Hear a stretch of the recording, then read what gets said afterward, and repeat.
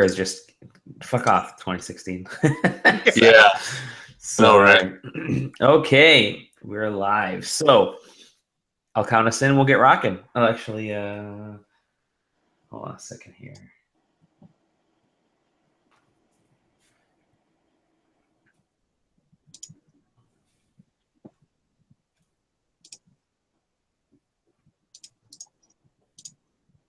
This is good. Okay. All right. This is going to be a good intro. Oh, no. I have something planned. And 3, 2, 1.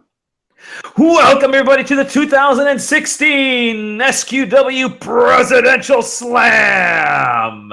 This week we have co-champions squaring off with special guest referee, former champion. Join us right now as we welcome in JJ Blue State Holder,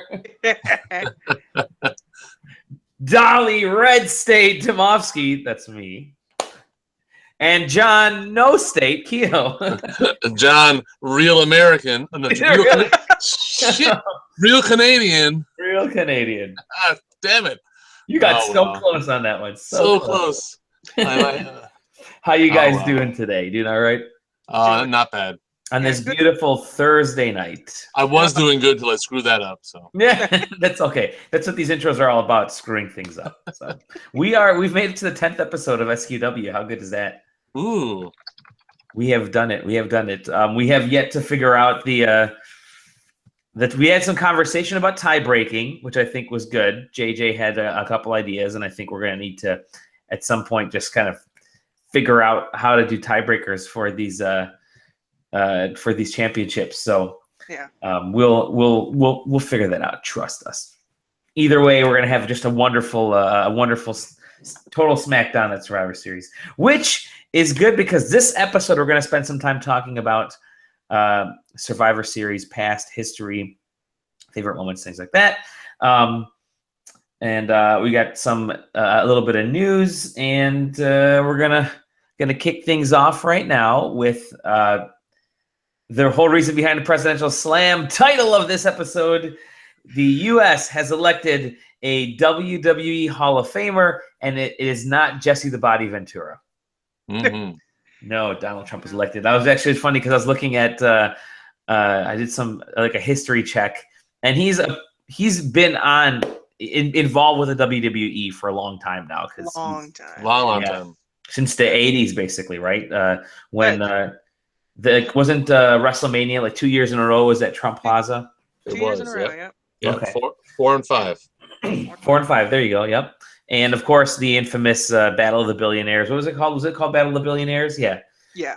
At WrestleMania 23, where I was at that WrestleMania, so that was a lot of fun. That was here in Detroit, I believe. Yes, and so that was a lot of fun. I remember I was hoping Mr. Trump's hair would have been shaved off. We knew that wasn't going to happen, but yeah, McMahon lost that. The lead up to that whole thing was real bad TV. Like it wasn't. Didn't it start with? If I remember correctly, it started with like Trump showing up on, was it Raw or SmackDown, just dropping money like from the rafters or something? The storyline ended up where Donald Trump had bought Monday Night Raw. Oh no, that was later on. Wasn't that was later on? That was the fan of appreciation. No, that was 2009 because this took place in 2007. Yeah, because it was no commercial break Raw. That was that was Either way, it was but it was a battle of one-upsmanship, was it not? Yes. Yeah. Although not to get blue on this situation, but knowing what we know about Trump, yes, Blue State. to have Vince McMahon and Donald Trump bet against each other and pit two dark-skinned people against one another. Oh yeah. Not. It was what Omega and Umaga and Bobby Lashley. Bobby Lashley. That's right. That's what it was. So in hindsight, it looks even worse than it was. Then it probably but hey, you know it had a lot like really high ratings actually, which if I remember correctly, it was. Did it really? Yes. Well, it was Yeah. back in Detroit, right? Because it was Yeah. the 20th anniversary of WrestleMania 3 and the Hogan Slam and all that. Yeah. So, which, by the way, that did not take place in Detroit. The Pine Neck Silverdome was about 40 minutes away from downtown Detroit, but whatever. So this year was actually downtown Detroit. When they did the Trump buying Monday Night Raw thing, they had that was 09. That's what 09 they had to do a quick 180 on that because the stock tanked immediately. Oh, did it? Yeah, because well, what's crazy is the stock WWE stock actually went up 5% since Tuesday. Yeah. Of course it did. Of course it did. But so there we go. Maybe his cabinet will have Vince McMahon. Some of the McMahon family will be in that. It'll be the only time Linda can actually get in the office. Oh yeah, she tried so hard for several years.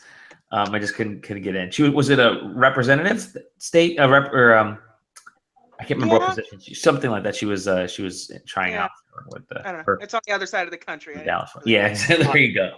I have an idea for a tiebreaker. Okay, what's that?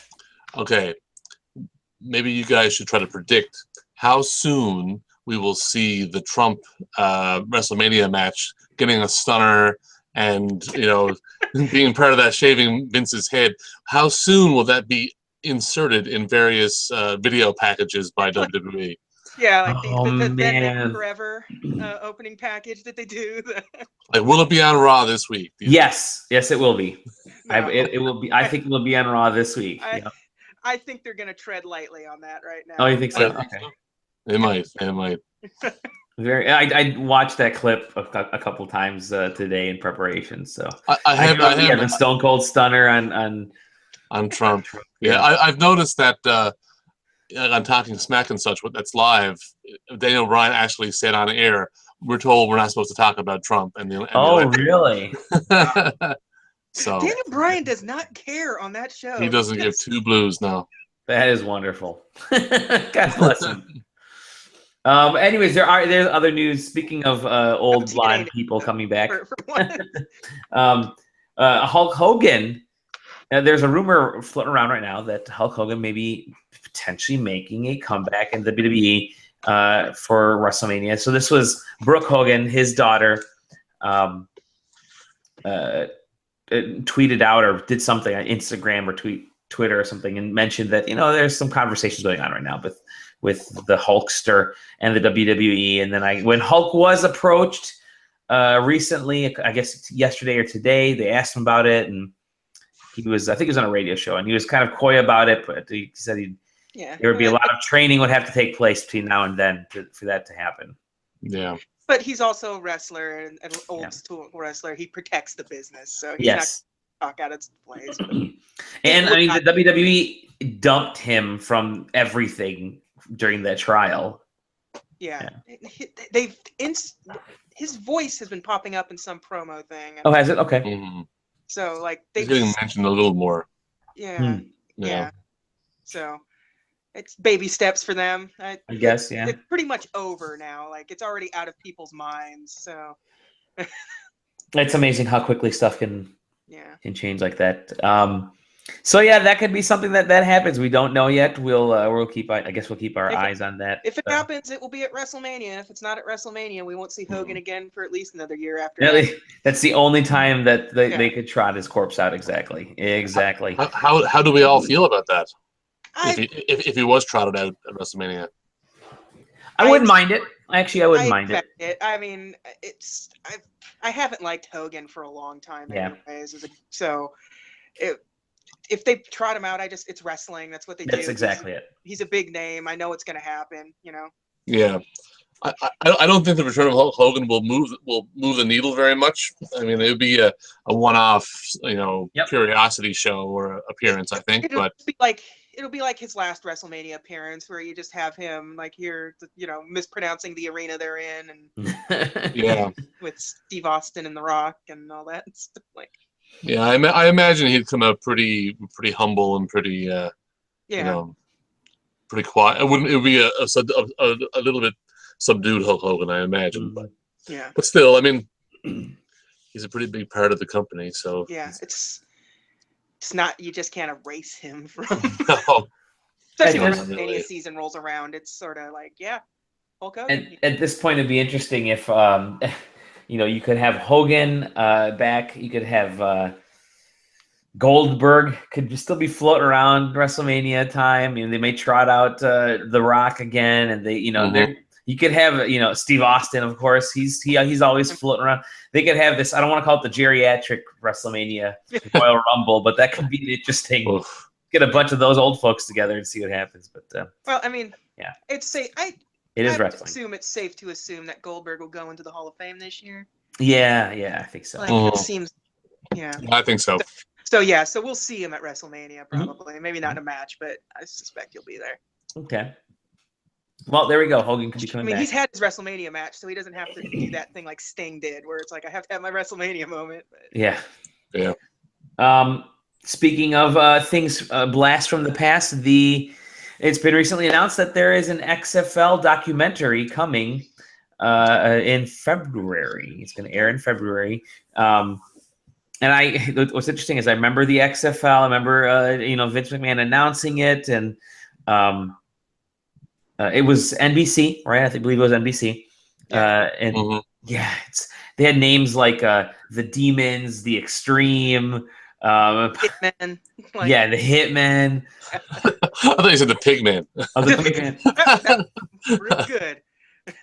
It was a massive failure. The quality was so low. They tried to do a bunch of things like instead of a kickoff to begin the game, they would put the ball in the middle and have two players run out and try to get them. And you got to have your nickname on your jersey if you wanted to. Yeah, that's right. Yep. He hates me was always He hate me. That's exactly right. Well, you had a lot of Tommy Maddox. You had a lot of players actually make it, or some players make it into the NFL after that. Surprisingly. Wasn't there like a weird rule that you're allowed to hit after the play? Something like that? They had like blitz rules, NFL blitz rules in there a little bit. Oh God, NFL blitz. People were getting hurt all over the place. Yeah, it was an effort. I mean, well, the interesting thing was each week would start off with here are this week's new rule changes, and then they ended up with kickoffs and all kinds of stuff and point changes. It literally became just a sad version. By the end of the season, it became a sad version of the NFL, but a lot staler. Yeah, it was not. It was just the USFL again. Yep. It quite literally was that. Yeah. And Jim Ross, another Trump venture, right there. Yeah, there you go. Yeah. And Jim Ross and Jared DeKing were like the announcer, with the commentators, right? Yeah. Like the same team as Raw. Yep. Yeah, that's not. Yeah, they needed to. They started shoving way too. It started off Valiant with not having much WWF stuff, like squeezed in there. But as they went on, they just kept putting more and more WWF stuff. Do you remember they were bringing the cameras into the women's the cheerleaders' locker room? Yes, that was. Man. What year was that? Was that 2001? 15 years ago. It was like 2001. Yeah. Yeah, it started in February. I think like soon after the like within WrestleMania season, like it was. Yeah, it lived and died within the WrestleMania season. Wow. So it wasn't quite when it got way too like it was sexualized, but not like at the time wrestling. I mean, like it was sexualized, but not overtly sexualized, like it was post 2002 when they really tried a lot of weird stuff. But because they had a NFL went on one more season. Who knows what would have? Yeah, who knows what would have happened exactly. So it's going to be an ESPN 30 for 30 film. It's going to air right before the Super Bowl, which is fantastic. Yeah. I watched that. This is a curiosity factor. They've got a Ric Flair one coming out real soon too. Oh, do they? Oh, excellent. Yeah, they do. Yeah. Very cool. Well, that the WWE has tried to crack into programming on a major network, and of course they did the whole UPN thing for SmackDown for a while, and that not necessarily that was a major network at all, but they got on regular TV that you can get over the air, which was a win for them. And they wanted NBC, they wanted other things. I do think there were wasn't there like the rumor was there was a stipulation that if the XFL did decent enough that the WWE could potentially get a weekly show or something back on NBC or something. And there was rumors all over the place. Because I remember they brought back Saturday night's main event. that make it to NBC? I can't remember if it did or not. It did. It did. 'Cause I remember John Cena being in the main events of a couple of those. Yeah. Okay. But it didn't really do that great. Mm. Yeah. And I remember watching them thinking they weren't that great either. You know, Yeah. just in general. But yeah. I got a question though. Does Vince? I mean, maybe I suppose he does. Does he own the video footage of all that? Like, could they put XFL games on the network if they wanted to? But you would probably think so, much like how the NFL owns, like, you know, their footage. Like, well, it you know, was joint XFL and NBC is what it was, right?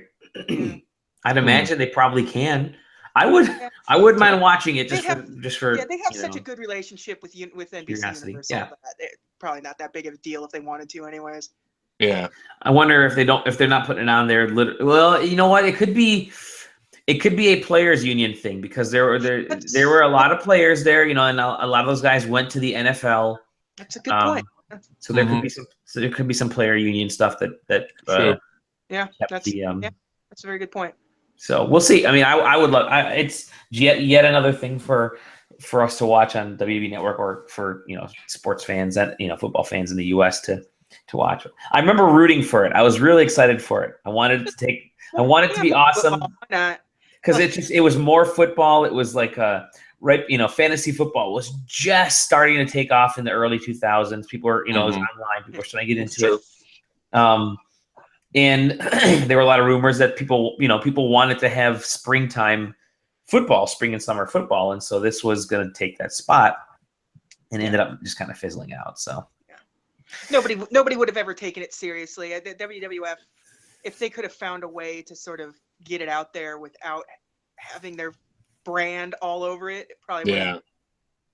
But nobody would have taken it serious from the beginning. Everyone just assumed it was rigged football. I mean, like, that was a major problem with it. Imagine booked football.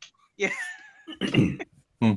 Well, let's move on to the Survivor Series chat, which I do think that's going to be a lot of fun to talk about.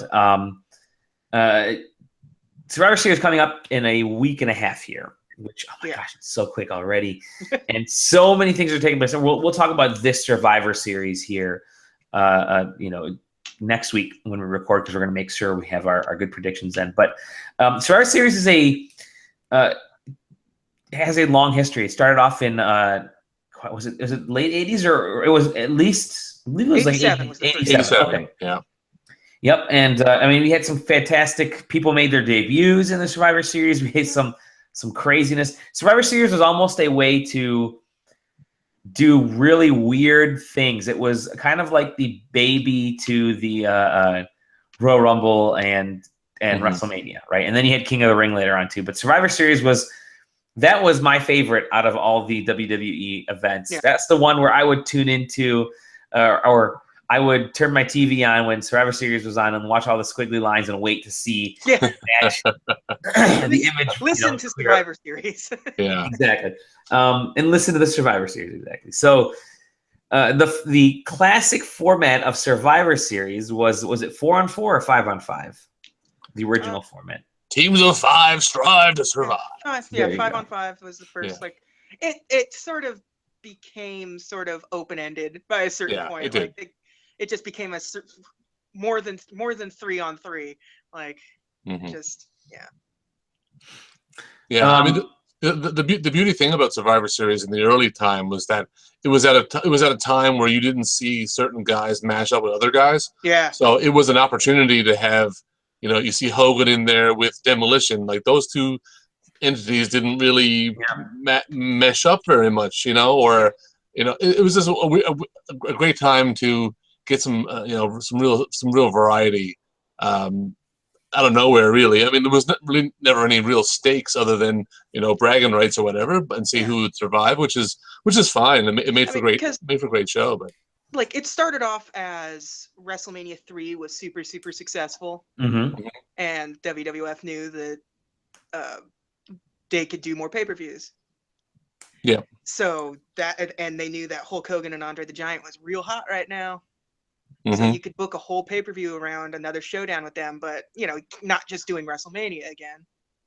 And so when did so that was when Saturday Night's Main Event was also very big. Yeah. And those combinations of guys were doing well. But as I mentioned on Twitter, if I recall correctly, now correct me, at the time Starrcade, Jim Crockett was putting on Starrcade as a Thanksgiving night major show as well to air on pay-per-view, and so Survivor Series was a direct competitor to that. Yeah. And so to keep them from getting into the pay-per-view space. And Vince made it very clear there was a legit stipulation, like if you don't carry Survivor Series, or if you carry Starrcade, you do not get WrestleMania. So he sort of strong-armed most of the cable companies decided to carry Survivor Series, so they didn't have to worry about not getting WrestleMania 4 when it rolled around. So so obviously that irritated some people. Oh yeah. The southern states, obviously, a bunch of southern states still kind of decided to stick with Starrcade because it was going to do better than WWF ever would have, anyways. Yeah. But yeah, that first one was a big team. Like the people on that team were huge. Was it Andre, One Man Gang, King Kong Bundy? Wow. Rick Rude. Wow, ravishing Rick Rude. Yeah. Okay. Here's I put together a whole file excellent. here. Yeah. Lay it on. Sure. I spent a couple of days working on a thing. Love it. Every single Survivor Series, just because I forgot a lot of this stuff. Oh God, there were so many great things. Yeah, but I only picked out things that seemed important. I didn't go bullet point by bullet point for the pay-per-view. But so the first match the first main event for the Survivor Series is Andre the Giant, One Man Gang, King Kong Bundy, Butch Reed, and Rick Rude versus Hogan, Orndorff, Don Morocco, Ken Patera, and Bam Bam Bigelow. Oh, Bam Bam in his infancy. Yeah, I mean, really, because he was just coming off of managers trying to woo him to be his manager. So it was his big intro into the WWF at the time. So he went with Oliver at the time, Oliver Humperdinck. Yeah, Oliver Humperdinck. Oliver Humperdinck. So I think as I look through here, I'm pretty sure the heel team won that one, right? I think so. I think that was to give Andre some, because they didn't have Andre lose, and it gave him some steam leading up to what would be when was the Saturday Night's Main Event where they double crossed Hogan with the twin referees and that kind of stuff? That was after that, right? It would. Yeah, I think it would. Yeah, leading the Mania 4. Yeah. That WrestleMania 4. Have you watched that recently? Mania 4? Yeah. Yeah, it doesn't really hold up. No, it just kind of keeps going and going and going. So it's super long, and it's just a tournament. So you see a bunch of guys several times, and a bunch of guys that aren't really designed to go several times. Oh, really? Yeah. The second Survivor Series was big because it was during the Mega Powers run. Oh, that's right. Yeah. It was sort of the setup. Sort of not really the setup, but just one of the big deals with the Mega Powers doing their thing, trying to versus the Twin Towers, which is a fantastic tag team. Oh God. Akeem, the American Dream, and the Boss Man, or the African Dream. Yep. See, I pulled a John here. You pulled a John. The Twin Towers, Mega Powers, yeah. So let me rewind just a little bit. So that original Survivor Series match was a 5-on-5. 5-on-5 elimination. 5-on-5 elimination, and they were obviously all elimination. But the for a while they went to 4-on-4. 4-on-4. Yeah. That's like late 80s or late 90s. They started really doing 4-on-4 and did multiples. Like a lot of the card was filled with 4-on-4 matches. They started introducing women's matches and stuff too a lot more frequently. Oh, go ahead. Sorry. I was gonna say I can't really figure out why they went with that format. My theory. The 5 or the 4? Just it being an elimination. That's what you're revolving your pay-per-view around. Like War Games, it came out the same year as War Games. Okay. So War Games would have been earlier in the year. Maybe they were trying to do the WWF version of War Games. It's a similar concept in the end. It's just elimination. So, and I mean, that could be it. I'm not really sure, but they ran with it for sure. In those first two Survivor Series, they had a lot of they had the tag team ones. They had because this year they have a tag team one again, and then it's going to be like 10 on 10. The entire ring is going to be surrounded by dudes. Yeah. I remember a couple of those were really good. Like the Rockers were in there with the Brain Busters, I think, in the second one. Am I right with that? Yeah, and man, there was just some cool stuff going on. Like, that was probably the best worked, Survivor Series matches were those two tag ones. Yeah. All I have for Survivor Series 1989 is nothing of real significance, but a rare Zeus appearance. Oh man, because that was right after No Holds Barred, wasn't it? Yeah. Oh wow. So Zeus was on the nice anti-Hogan. I remember Zeus and his team were on one side and Hogan and his on the other. Yeah. Was Macho King on his team? It would have been on the Zeus team. On the Zeus team, yeah. Yeah. Okay, yeah. Because this is we're after the Mega Powers exploding now at this point. It's the year after, yeah. 1990 was a big one because you had one of the most important debuts in WWF history. Yes. The Gobbledy Gooker. And a guy known as the Undertaker. Yeah, the guy. Some dude. Yeah, some dude with his manager that we all know, Brother Love. Mm-hmm. That's because Brother Love was a very interesting character. Like that was a smart character. Like it was really well done. It really felt like exactly who he was supposed to be, and they never mentioned religion. No, exactly. Like, Brother Love had huge heat, man. Huge heat. Yeah. And he talked incessantly, so it made sense putting him with Undertaker at the time.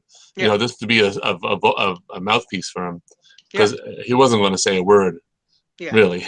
Yeah. The interesting thing about the Undertaker, I remember when he debuted, and I'm looking at images right now, is he looks like Daryl from The Walking Dead. Yeah.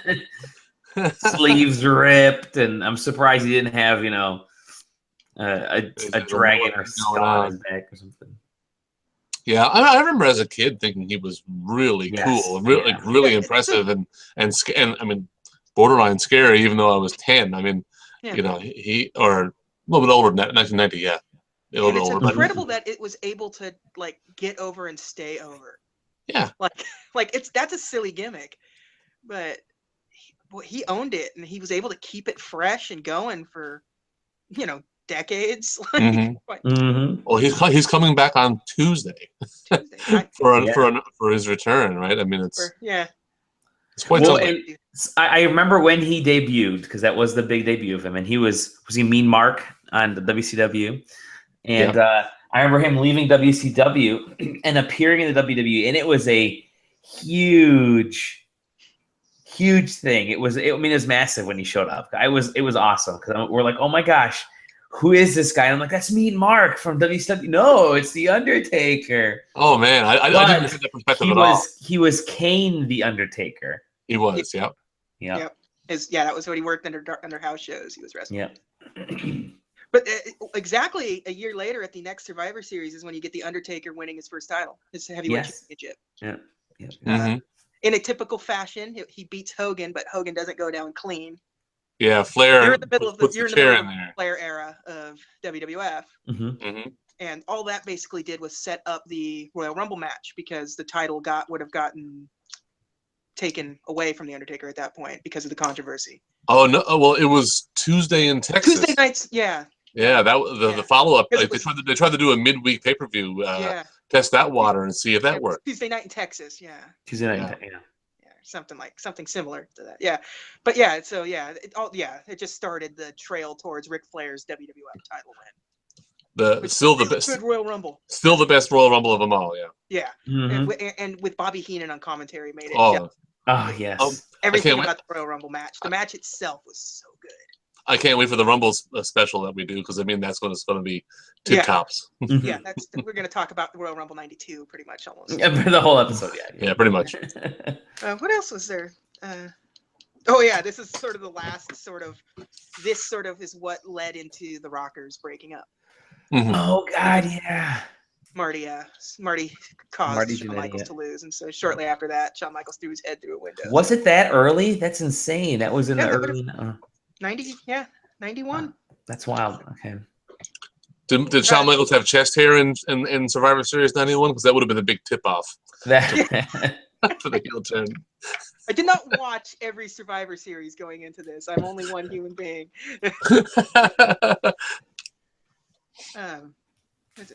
92 had Shawn Michaels, Bret Hart main event, which really 1990, yeah, a title match main event with Shawn Michaels and Bret Hart, 1992. Wow. Yeah. I didn't remember that at all. Yeah, me neither. I don't remember 92 basically at all, because it also had a Macho Man Randy Savage and Mr. Perfect tagging up against Ric Flair and Razor Ramon. Okay, I remember that match, but I don't remember the title match. Wow. Yeah, and the first ever casket match. The casket match, yeah. Kamala, yeah, for the first WWF casket. I remember that. Yep, I do remember that one. Yeah, so that was a good one. I'm trying to. And 93 was the Luger era. Oh, that's right. Yeah. So, they brought in Lex Luger. Yeah. So after Hogan left. My notes on here is where you could tell I was like, what in the world is going on here? Because you have you get the very rare Ludwig Borga sighting. Oh dear. Ludwig Borga. Yeah, that was going to be Lex Luger's adversary. Well, that team, Ludwig Borga. So that was essentially the All Americans. You had was it Lex Luger, Undertaker, and Rick and Scott Steiner. You had versus Yokozuna, Ludwig Borga, Crush. Why they threw Crush in there? And then Quebec, was it Quebecer Jacques? Yeah.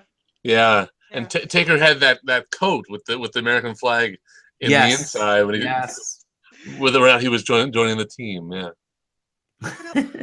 Oh, this one was interesting because it actually had a Smoky Mountain Wrestling tag team title match on it. Oh, really? Was it a Heavenly Bodies match? Huh. Yeah, it was the Heavenly Bodies versus the Rock and Roll Express for the tag team for the Smoky Mountain Wrestling, because this would have been smack dab in the middle of Cornette sort of being developmental for WWF at the time, because he had been working with them. He'd been running Smoky Mountain and then struck a deal with WWF at the time. So was this Bodacious Bob and whoever Bob Holly's partner was, or was this the actual Rock and Roll? You said Rock and Roll Express? Rock and Roll Express. Oh, okay, Rock and Roll at midnight. Okay, never mind. Never mind. And it also had I forgot to write down who was on the team, but one of the Survivor Series matches was the Four Doinks. Oh, that was 94, right? Yeah, no, it was 93. So the Four Doinks would have been it was Men on a Mission dressed as Doink. Okay, that's what it was. Yeah. Because 94 was Doink with three little people. Oh yeah, that was the first thing out of my gate when I get to Survivor Series 1994 is Lawler with three short kings and Doink with three short Doinks. So, but actually, my response to that is because wrestling. Because wrestling, yeah. The dark times. A super significant moment in there was Bob Backlund winning the title for Bret Hart. Yep. Because he lost it the towel thrown in. Just shortly there. A couple days later, he lost it to Diesel in 8 seconds. The Diesel era. Yeah. Which started Diesel's big, huge run as champion. So, and it had a Yokozuna versus the Undertaker in a casket match. Yep. Oh boy, that has to be one of my least favorite matches of all time. But Chuck Norris was there. he was the enforcer. That's right. Oh god, yeah. Good job, Chuck. Yeah, he did a great job. It was 40 guys and they're beating up Taker. Yeah. 95, you had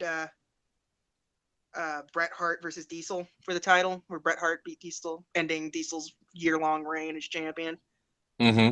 So that's the one where he won. He played possum and beat him with a roll up, right? Rolled up Diesel. Yeah, that was a terrific match. And then and Diesel turned heel at the end, and that was a good main event.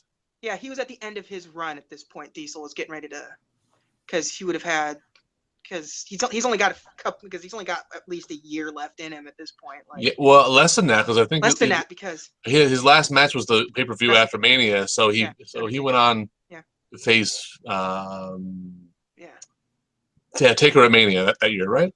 Yeah, yeah, it was WrestleMania 12. He wrestled The Undertaker, so yeah, that would have been. Also, it had I don't know why I didn't write down who was in it, but that one actually had a women's traditional Survivor Series match. It did, yeah. Okay. I think I didn't write it down because most of them were wrestlers that probably didn't wrestle very often in WWF. Like, I'm sure you had Alundra Blaze and Bull Nakano. Sure, yeah. It was also the first non-Thanksgiving Survivor Series. It was their first Sunday Survivor Series. And we haven't had a Survivor Series yet without a tag elimination match. Right. Yeah, correct. Okay. Because that's coming. We're definitely starting to get away from that. I think by the time you reach 96, 97, you just kind of walk away from it. Or if they do, it's just sort of to get guys on the card. Yeah. Like, it doesn't have any significance to. That's it's right. Like, here's the mid-card heels versus the mid-card faces or whatever. Like, you can tell they start becoming less important because they start disappearing from my notes. Because Survivor Series 96 was had a what was it? No, Psycho Sid beat Psycho Sid. guy. Remember, Psycho Sid wasn't spelled like how you'd think it would be spelled. Yeah, like, it's spelled they're missing the P. With an S. Missing the P, yeah. Yeah. And it had Bret Hart and Steve Austin sort of starting their feud, like, because their match at WrestleMania 13 is which this stems out of. This is one of the best WrestleMania matches of all time.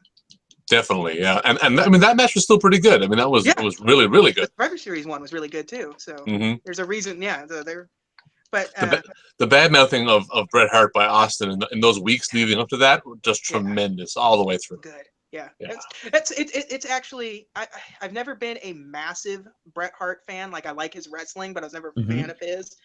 That might be my favorite feud of his.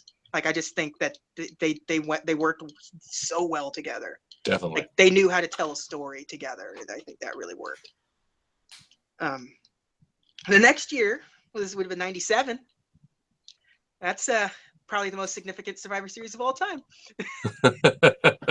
Because Stone Cold Steve Austin wins the Intercontinental Championship against The Rock. Yeah. Exactly. Also, the Montreal Screwjob happened that night. So explain the Montreal Screwjob. Bret Hart was leaving the WWF. Bret Hart, as champ.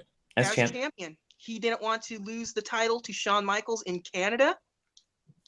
They worked out a deal where I've heard so many different takes on the story that, Bret will drop the title the next night on Raw, or even though he's not contractually obligated to do so, he'll do it. And push came to shove, and at the end of the day, Shawn Michaels puts a sharpshooter on Bret Hart, and Vince McMahon makes sure the bell gets rung, causing a title change. And to this day, you still have people convinced that was a work. Like, that makes no sense. Hart went right to WCW the next day, right? No. Well, no. Well, the WCW was pretty smug about it the next day, saying we got the champ, but they. But no, it was a little while after. Was it okay? All right. Yeah, because his first major contribution was Starrcade '97. Yeah. So he would have been short. So I guess actually, I mean, not right away, but within a month or so, he made his first appearance. Okay. Yeah, I mean, Bret Hart was intended to be the centerpiece of Thunder, the Thursday night show that WCW had, but yeah. Bret's motivation was at a minimal once he'd left. So, you had in 1998. 1998 was the biggest year professional wrestling had ever seen.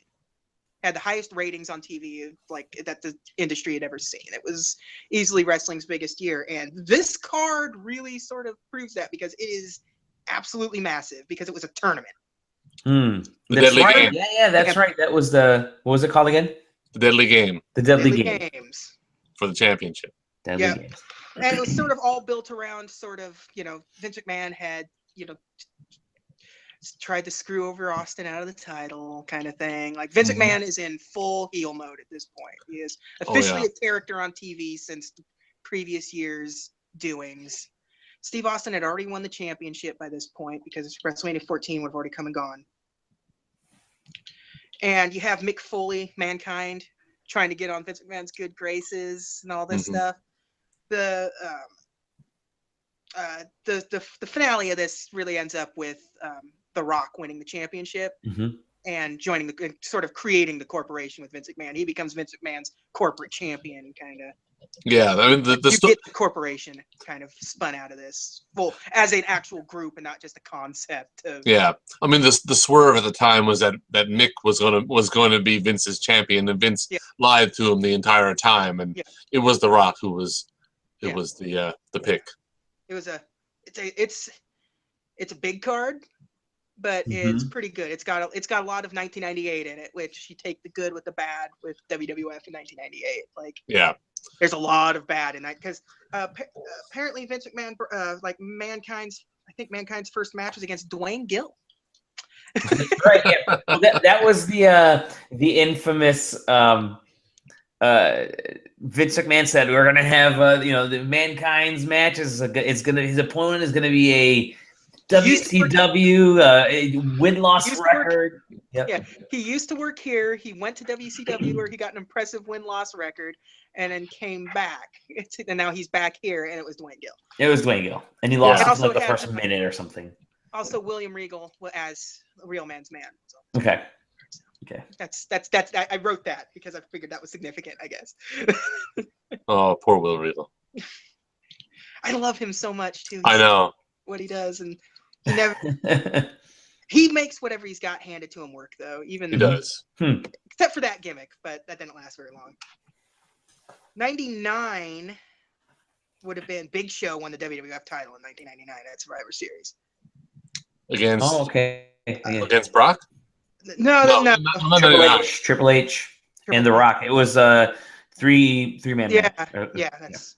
Oh, good for you. Okay. And that was the one where Stone Cold got run over. It was supposed to be Boston in the main event, but Brock got taken out much later. I remember all this because this was also in Detroit. I made a pretty big deal about it here locally. So. Oh, I'm sorry. No, I'm sorry. Yeah, that was Detroit. Yeah, I'm sorry. Yeah. Big Show also previously in the night did a traditional Survivor Series match. Oh, okay. So he was in 2. All right. But it was 4-on-1 because he had beaten up his entire team before it. And he still won the match. So. And China was Intercontinental Champion at this time. That's right. He defended her title against Chris Jericho around this time. That was. Yep. Oh, that's okay. So Survivor Series 2000. Here we go, the new millennium. Yeah, we're hitting that. Actually, a really good sort of Survivor Series like match out the gate. It was a 4-on-4, but it was the Radicals. Oh, that's right. Val Venus versus Billy Gunn, China, Road Dogg, and Kay Quick. So we know Benoit Guerrero. A year 2000 R-Truth pay-per-view. Wow. But that's a really unique. I was like a very unique traditional Survivor Series match because that's. I mean, that's a pretty cool match. I mean, you got China in there too. Like that's. And so you would have had Eddie Guerrero, Benoit, Malenko, and. Saturn. Yeah, Saturn. Yeah. Of course, Saturn. This was the year that you started seeing some of the WCW folks heading into WWE. Yeah. Right. The tide had turned. The tide had turned. Yeah. Yeah, because in just a couple of months from this, WCW's gone. Yep. I mean, and again, I mentioned his name, but Val Venus was one of my favorite personalities at that time. And I remember he had a singles match. I'm looking at the Wikipedia, and I had a singles match against Jeff Hardy. But it was set up kind of like a Survivor Series match, right? It was, or like an old school match, but it was. This classic. Survivor Series 2000 had The Rock versus Rikishi as a match. Oh, yeah. Which I can only assume would have stemmed from Rikishi's role in running over Steve Austin the previous year. They pushed Rikishi hard during that time frame, didn't they? Yeah. He did the dance, right? Survivor Series that Survivor Series, and like they started really pushing Rikishi real hard. Mm. The main event, as far as I could, the main event was kind of garbage because it was a huge match, but it booked it like a WCW match. It was Steve Austin versus Triple H for the title, and it was a no disqualification match, but it ended in a no contest. Oh. Because if this is the one where Stone Cold trapped Triple H in the car and dropped it from a forklift. Like, that's the finish to the match. Like, that's a very WCW style way to go. That's like so that wasn't the 3 Stages from Hell, or was a different? I think that was a different one. Different one. Yeah, I think that would have been. It would have probably been the blow off to this one. Yeah, probably. Yeah, fair enough. 2001 was a huge one. 2001 was probably, outside of the original ones, probably WWF's biggest one, just because it was the culmination of the storyline.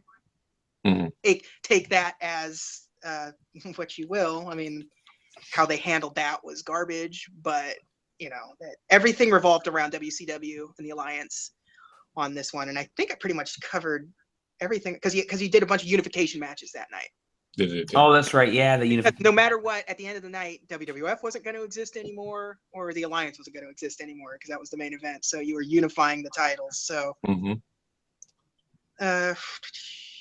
had that was the Alliance that was ECW was involved in that too, right? Yeah, that's why they call it Alliance, not just WCW. Okay. So you had the Dudleys unified the tag titles against the Hardys. A 6-person women's title match, like the 6-pack challenge. Yeah, the 6-pack challenge where it was for the vacant women's title. So that was Test won a battle royal. If you remember Test very well. Test. Oh man. The battle royal made sure that he wouldn't get fired no matter what the outcome was. So okay. It was the immunity challenge kind of thing from like Survivor. So your team WWF in the main event was The Rock, Chris Jericho, The Undertaker, Kane, and Big Show. So 2 of those guys would have been great WCW guys, but but I also guess I can understand why you didn't make them WCW guys. And you have Team Alliance, which was Stone Cold Steve Austin, RVD, Kurt Angle, Booker T, and Shane McMahon. Wow. And this is a huge. Well, that sounds familiar. Yeah. And Shane McMahon in a Survivor Series match. Weird. Yeah. Exactly. So obvious, Kurt Angle screwed over the Alliance team. He was the mole that Vince McMahon had been teasing for the previous week, and so he ended up helping the Team WWF win. So why was Austin on Alliance? I couldn't remember why he was. Because they were booking by the seat of their pants. Okay. They were trying to get Austin over as a heel at this point. They were pretty desperate, yeah. Yeah, they were kind of desperate at the time, and it just based on what I'm looking at here, was Hunter out at this time? Because this is 2001. Yeah, so this might be around the time he tore his quad, and then he came back in 2002. He came back in Mania the following year to win the title from Jericho, right? Yeah. So the big aftermath, because the very next night is when they brought in Ric Flair. Okay. This time, because it was Shane and Stephanie had sold their WWF stock to a consortium. Yeah. And Vince had that awesome reaction where he was pulling his ear, and he couldn't believe it. That led to Ric Flair being co-owner of the WWF with Vince McMahon, which is what also then ended up leading into the brand split. Because like Ric Flair and Vince McMahon can't be in the same room together, kind of thing. So. Okay, this really was a pretty packed. It was a pretty huge Survivor Series. Yeah, it was very important, sort of, for the future direction of the WWF too. So at the time, WWF at the time, because the very next year in 2002 is when they are officially the WWE, and it's their brand split one. And the big match on this Survivor Series was the first ever Elimination Chamber. So where Shawn Michaels won the championship. Shawn Michaels is just freshly back after being gone for so many years. Right. Like, so he had just like, he's pretty fresh off of a return. They did his return the smartest way possible when he wrestled because he didn't wrestle Triple H in his. It was the unsanctioned street fight. That's right. Like that's a really good way to get ring rust away. That's right. Have a street fight. Have a street fight where you're wearing jeans. Yeah, from what I hear, that was intended to be a one-off match, but then they realized that he was in much better condition than they thought he might have been, and took off. He had a whole other career. Yeah, it was probably better. That the second half of his career was probably better than the first half of his career. Mm-hmm. Like I think in terms of general quality of matches was far superior. Even though he had some really great matches, pre-WrestleMania 14. I think his where he settled down a little. Yeah. Clean and focused to really put off some good stuff. But that was the most significant thing in 2002 is that Elimination Chamber. So Mm-hmm. I guess this would have been Eric Bischoff era now too. Yes, it's Eric Bischoff. Yes. It's the first time there wasn't a traditional elimination 4-on-4, 5-on-5 match. I think, I didn't write one down, so if it was, it must have been nothing. Yeah, I don't think there was one in this, no. Yeah, but and you have the Elimination Chamber, which sort of, it's the same concept, but just one-on-one. Like, it's... Mm-hmm. Because like I said, if it is like a War Games match, like I suspect in the first place, the Elimination Chamber is definitely a War Games match. Like it's WWF's way of doing War Games without doing War Games. Yeah. The 2003 had Team Angle versus Team Brock, so it had several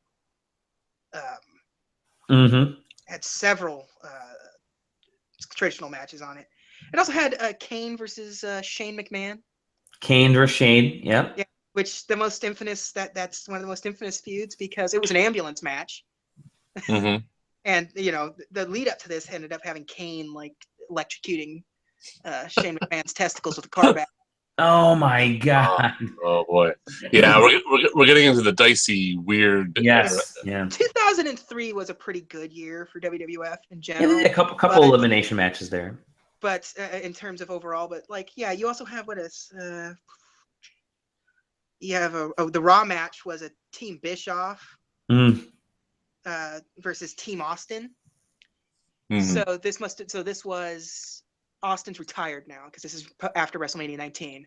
And he's the sheriff. So he was the co-GM with Eric Bischoff at the time, but he was dressed as the sheriff on his ATV and he had a badge. Right. Oh, that's right. And it was the it was if Austin's team won or lost. It depends on if Austin kept that job or not. And it was the one where Undertaker wrestled Vince McMahon in a Buried Alive match. Yep, Buried Alive, yeah, that's right. Where Kane helped him win, and that's what ended the American Badass run of the Undertaker. Thankfully, I'm so sick of that run. Because he would have come back at WrestleMania. His next match is WrestleMania 20, where he returned as the Dead Man gimmick. Although it's less Dead Man and more cowboy. Yeah. It was like the Western. What do they call it? The he had like a duster as opposed to. Mm-hmm. But and the main event, Dead Man era. The main event was Goldberg versus Hunter for the title.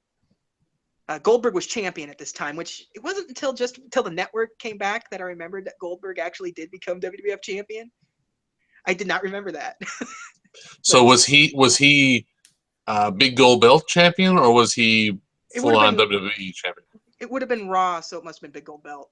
Big gold belt. Okay. Yeah. So Goldberg beat Triple H in that match too, so he retained his title. Okay.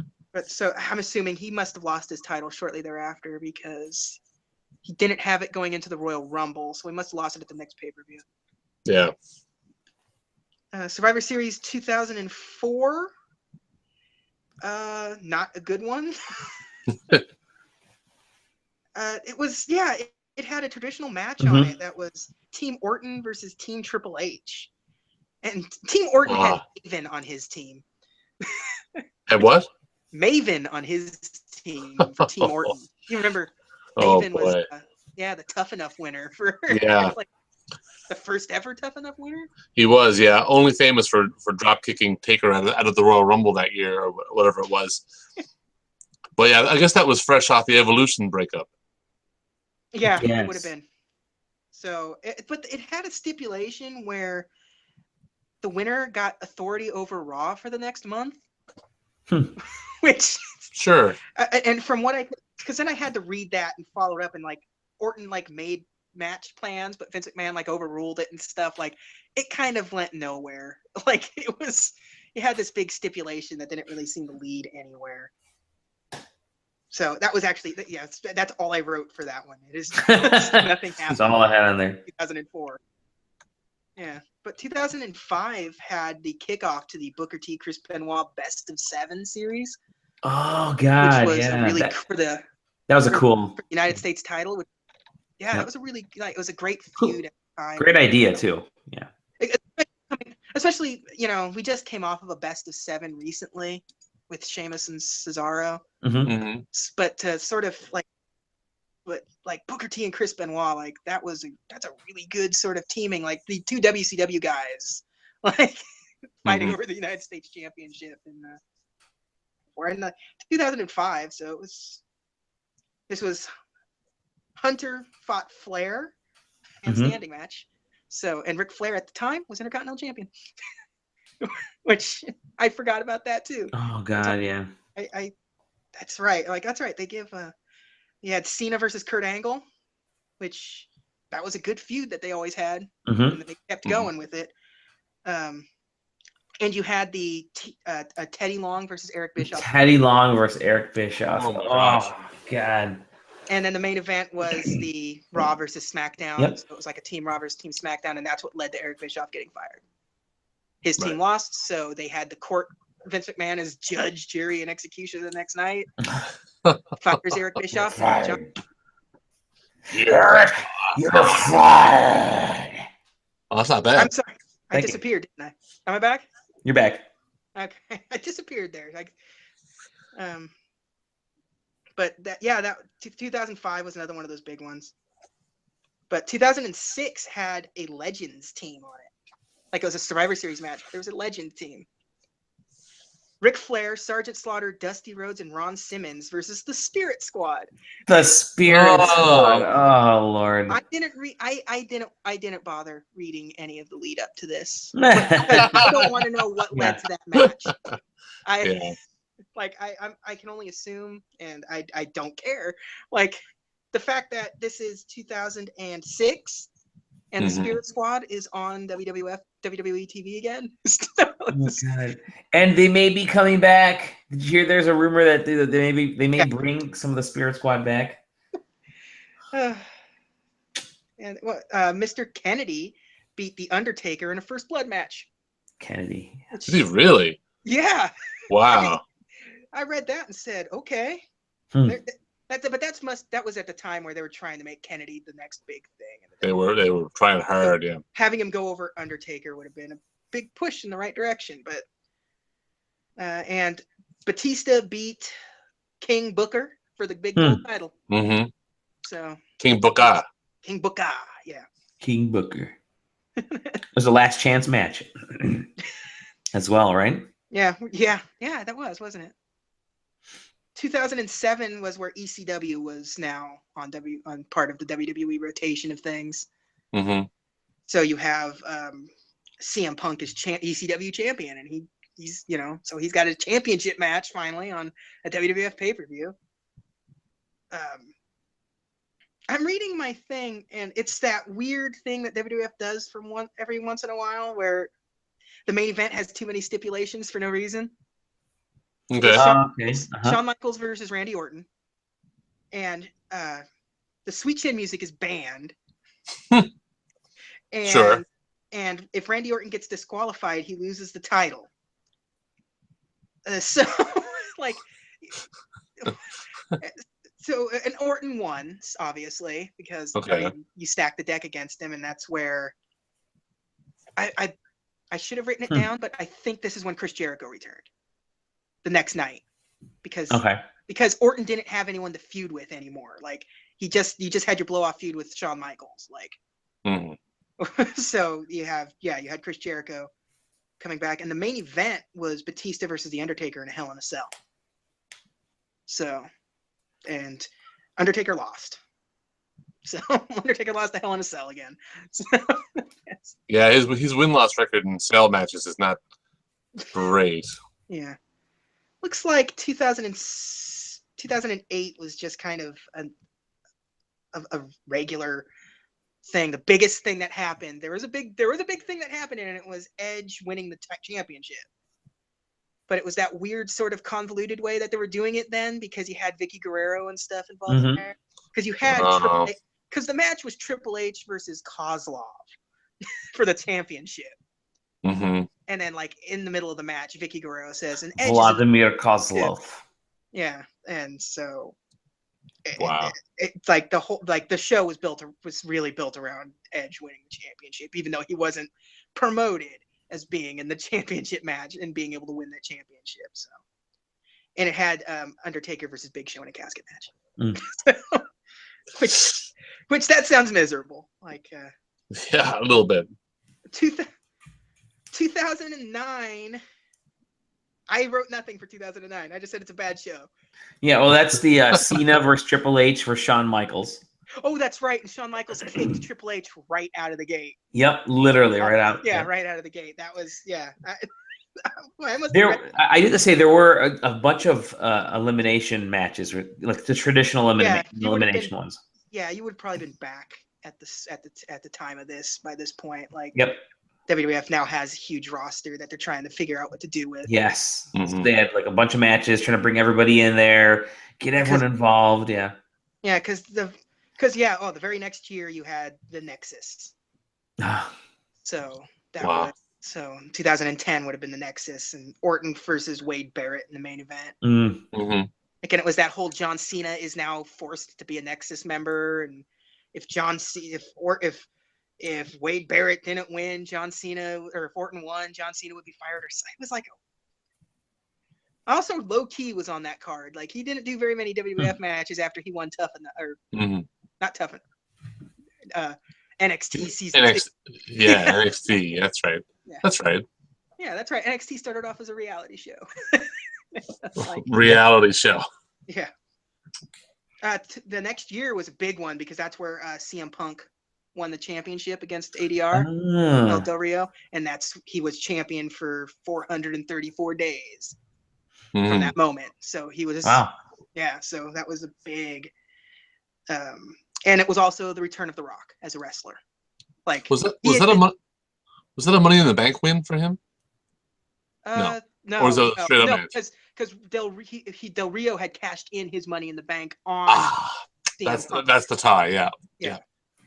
So this was also the return of The Rock as an active wrestler. Yep. That same one where he teamed with John Cena against The Miz and R-Truth. R-Truth, which was actually a better team than I remember. Mm-hmm. I was watching stuff from this era, and they actually did really well together as a team, Truth and Miz.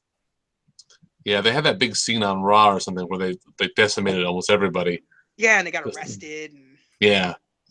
I really remember that scene. I thought that was a really well done sort of way of going about it. 2012 was the weird one because it was supposed to be like Foley versus Punk, like Team Foley versus Team Punk.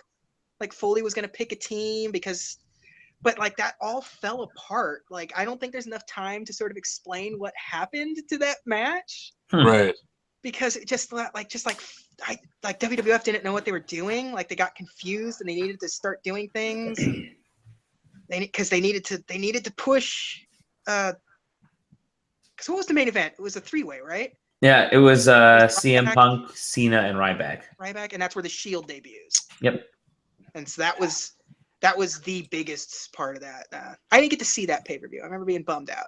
I was really excited for that one, but I had to go somewhere, like, because I wanted to see that main event. I was super in the sketch, at least figuring out a way of watching WWF pay-per-views at this time, because I was super into CM Punk and I wanted to see every title defense that he did, because at this point he would have been champion for a year. Yep. So you want to see it's cool to watch a wrestler hold a title for over a year, and I really wanted to see that. 2013 had CM Punk and Daniel Bryan versus the Wyatts. Okay. Wow. That's 3-on-2. They were both feuding with them at that time. Like this would have and yeah, that's a kind of a cool matchup that I don't remember until I read it, and then I was like, oh yeah, that's right, they were doing that at the time. Main event was Big Show versus Randy Orton, which Oh gosh. yeah, just hearing that makes you upset, right? Like Yeah. Mm-hmm. The walks to the ring must have been just so slow. Yeah, 2004. We're wrapping up to Yeah, we're getting close. Yeah. We're getting close because 2014 was the Team Cena versus Team Authority main event. Mm-hmm. Yeah. Where if Team Cena wins, the Authority loses their power, and if Team Authority wins, everybody but John Cena gets fired. It's fired. Yeah. Yeah, and Ziggler holds it out, right? Yeah. Uh-oh. Oh. I'm back. I'm back. Okay, you're back. There you go. Sorry. I don't know. I keep getting weird phone calls from people I don't know. Uh-oh. I'm using They're my listening. phone for this because my web. But yeah, the actual big deal about that was Dolph Ziggler was last man standing, but that's when Sting came in. So he's the one that cost the title for them, or the match for them. I like the stipulation where everyone but Cena would get fired. Like that, it made it seem like there was a good chance that they would work that angle. Like Cena loses and everyone, like Dolph Ziggler and company, get fired, making Cena feel very sad. Yeah, at the time, were they kind of hinting he was aligned with the Authority? Yeah. Well, it was It was to really a degree.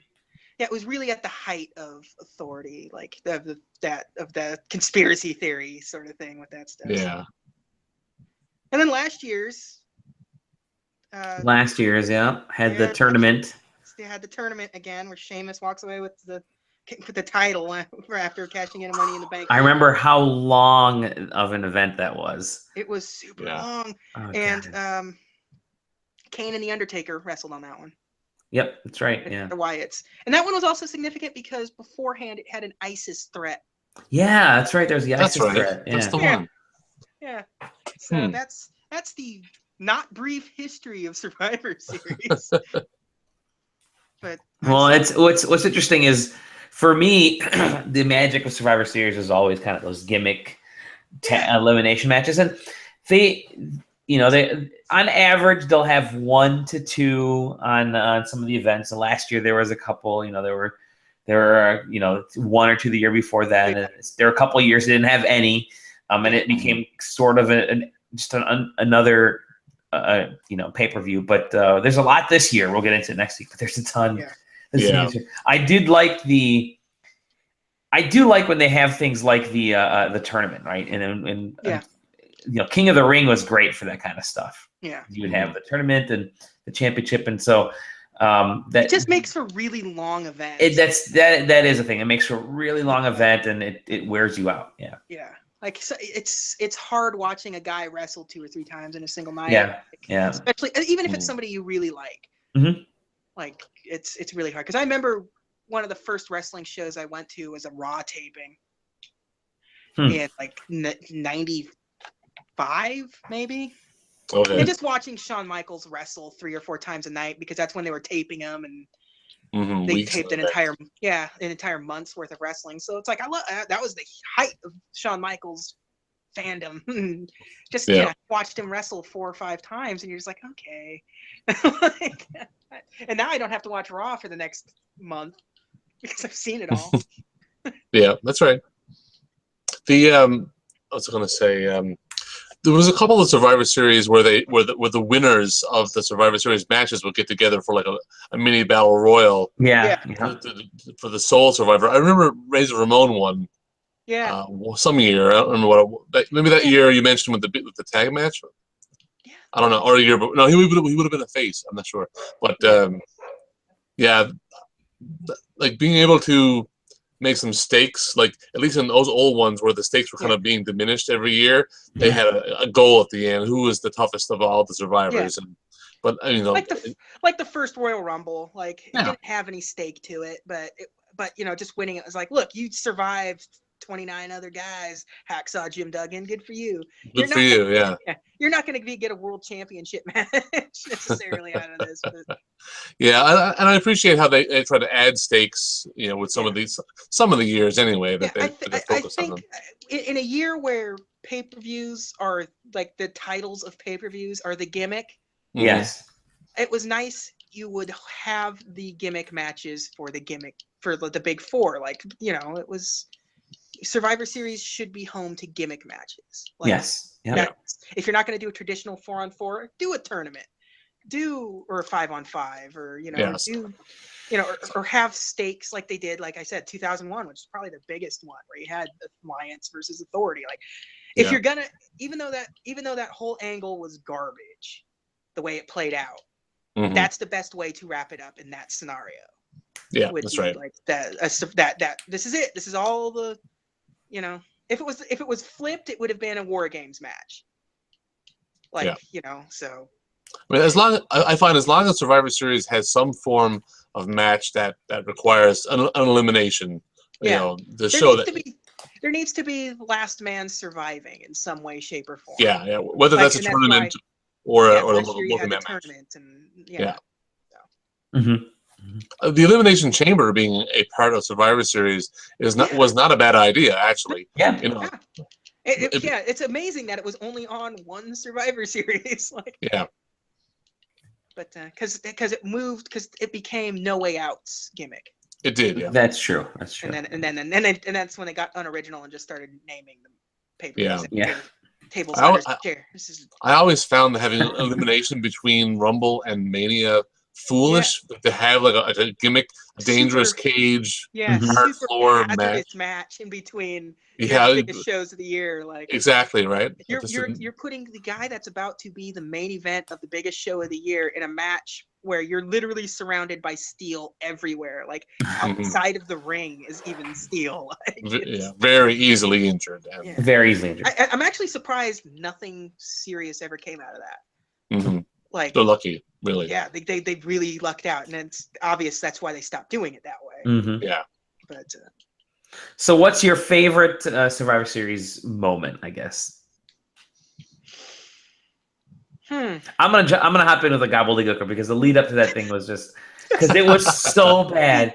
So I remember the lead up. They had the egg at all their events, right? The egg was there, and then it was starting to crack, and then they said, "Oh, it's gonna hatch at Survivor Series," and then, I remember not knowing what to expect when that damn thing hatched out of there, because I actually thought that was where the Undertaker was, a new wrestler was going to debut, or someone. There was a rumor that a wrestler was going to come out of it, and I can't remember who it was supposed to be. Like, it was rumored that it was going to be somebody. Yep, someone from WCW or whoever. But it ended up just being this dumb turkey, literally a dumb turkey. Hector Guerrero. Poor Hector. Oh man. I don't know.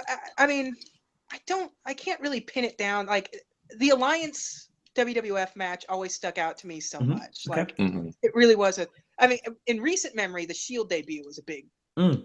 But it's not so much a memory for me since I didn't get to see it. But at the same time, what it led to was a great sort of time frame in WWE at the time. But yeah, I probably have to go with just the 2001 show as a whole, because even though the storyline was garbage, it was still cool. It was still WWF. It's a cool idea. A very cool idea. Yeah. They booked it terribly, but at the same time, it was still really, really cool. John, what about you? I probably have to say I have a couple of good Survivor Series feelings. I mean, those first couple Survivor Series, as I mentioned, with the matchups, like the different matchups between guys who wouldn't interact. At the time when I was a kid, I thought they were really cool to see those things. So I had this kind of warm, fuzzy feeling about those early Survivor Series matches. But I did like when The Rock won the Deadly Game. I felt like they kind of got me on that, because at the time I was a massive Mankind fan. Massive, and The Rock kind of stole it, and that one was pretty good. Yeah, I'll have to probably agree with you on that. That one actually probably is sort of and I mean, it's not a favorite moment, but you'll never ever forget the Montreal Screwjob. Yeah, that's true. Like you'll never forget any of it. You'll never forget the lead up, the follow through. Did you ever see the Wrestling with Shadows documentary? I did, yeah. I haven't seen it yet. Yeah, check that because it out. I mean, yeah, it's well worth a watch because it follows right through that. Like it goes backstage immediately. Like Wow. because going into it, there was no way of knowing that's how this was going to end, but that's how it ended. Yeah, that's right. And yeah. as far as the screw job goes, I mean, Vince won't let us forget. No. They bring it up so often, at least once a year or two. The very next year, he did the same exact thing with the Deadly Games tournament thing. Well, true. Yeah, fair enough. Yeah. Like he did the exact same thing the next year, just playing on it, and whole shows have revolved around Vince McMahon screwing over Bret Hart, and WrestleMania main matches have dealt with. So crazy. Well, it's stuff to look forward to for this year too. So that'll be good. And you, Dally, what's your? I mentioned the Gobbledy Gooker. Right, of course. But at the same time, the idea of the kind of the first brand split, SmackDown versus Raw. Yeah. I like the idea of people not ever. In modern times, it's been folks who can face off against each other that would never face off against each other, right? Or that currently aren't facing off against each other. So that's what I'm intrigued by this year. I'm still here. I realized my picture disappeared, but I'm still That's here. All right. I actually thought you were a balloon-headed person. And when I was younger, though, I have to say when I was younger, I wanted those big, giant superstar, like just get all the superstars in one match. Hogan, Macho Man. Yeah. I wanted all those dudes together because that was to me was pretty cool. And working with guys that they wouldn't work with normally. Yes. Like, yeah. It's the only way you would get Hulk Hogan in the ring with like Rick Rude. Yep. Yep. And it was sort of the same way or similar way with the Royal Rumbles in the early ones.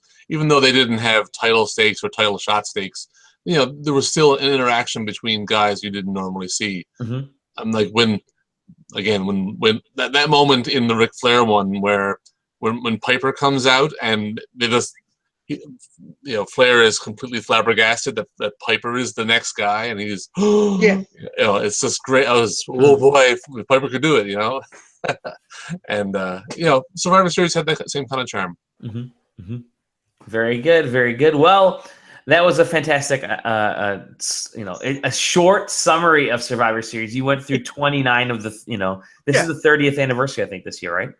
Or very close to it. Very cool. Yeah. I think you said 87 was the first one. 87 was the first one. So next year will be. Yeah. Next year will be the 30th. So we're coming on up. But Survivor Series is a lot of fun. We'll talk all about this year's iteration next week. Until then, send us messages, tweet at us, tell us your favorite Survivor Series moments or your memories. Feel free to put them in I'm pointing down as if I know what I'm doing with do the YouTube thing and write something there. Click subscribe, like, and share. Subscribe, like, and share. Yeah. But thank you everybody for joining us. Yeah, again, send us messages. You can find me at Dolly Demovsky. Where can we find you, John? At John Kehoe at JONKEHOE. And JJ? _double_J. And please send a bunch of Survivor Series history-related questions to JJ. He came prepared, wonderfully prepared with the text document. All I had was Wikipedia open. I only used about a quarter of that document. I can imagine. Yes. Yep, there's plenty of knowledge there. Throughout this whole episode, I've been like flipping through Wikipedia and reading up on certain things, and then that leads me off on tangents. Well, yeah. Next thing you know, you're reading something about Survivor Series 2007, and you're like, "Well, wait a minute. Then does that mean the next month that they did?" And next thing you know, you're in the next year's Survivor Series by clicking through every pay-per-view. Exactly. Yep. All right, everybody. Thank you very much. We'll see you on the next SQW. All right.